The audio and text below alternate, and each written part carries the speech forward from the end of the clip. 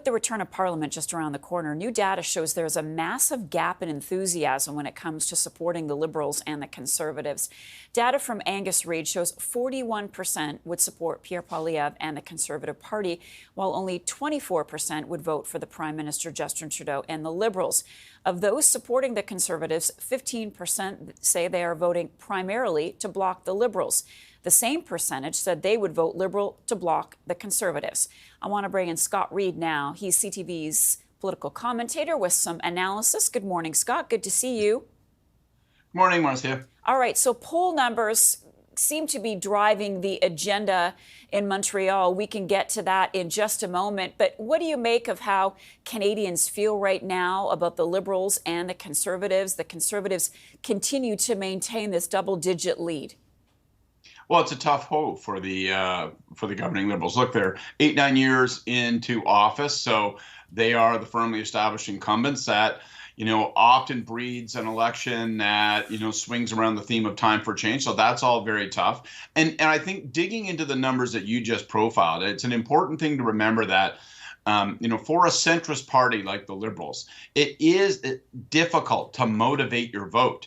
And there are a lot of people that are voting for Pierre Poilievre and the Conservatives who are driven to get out of the Barca Lounger, put down that cigarette and pint of beer and get out there and use their vote as a weapon. Maybe because they were really frustrated by the lockdown. Maybe they're very upset about the economic distress they're feeling. Or maybe they just want to get rid of the sitting government. So you've got all of the usual ingredients of time for a change. Let's, take a bet on somebody else, combined with the specific nature of our politics these days, which tends to be very, very, very heavily driven by anger and rage. And you put all that together, it's a bad looking spot for the Liberals. When you break the numbers down further, though, and you take a closer look, there's a very wide gender gap. Pierre Poilievre viewed poorly by women. How problematic is that for him?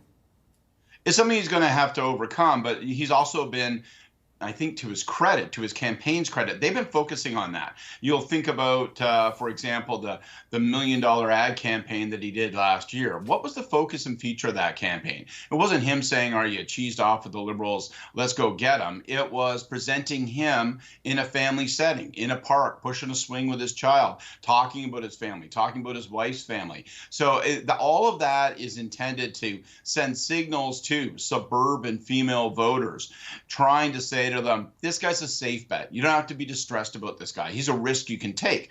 By contrast, the Liberals have got to go exactly in the opposite direction. When you ask yourself, how do the Liberals dig out of this hole?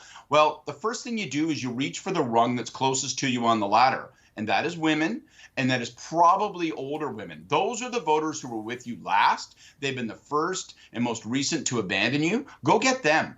Go get them with a combination of policies that appeal to them, and frankly, go get them with some messages of concern with respect to Poilievre, underlining the point that actually, he is a risk you can't afford to take. So it's going to be interesting to watch the struggle over the female cohort of voters, and particularly, I would say, those over the age of 55.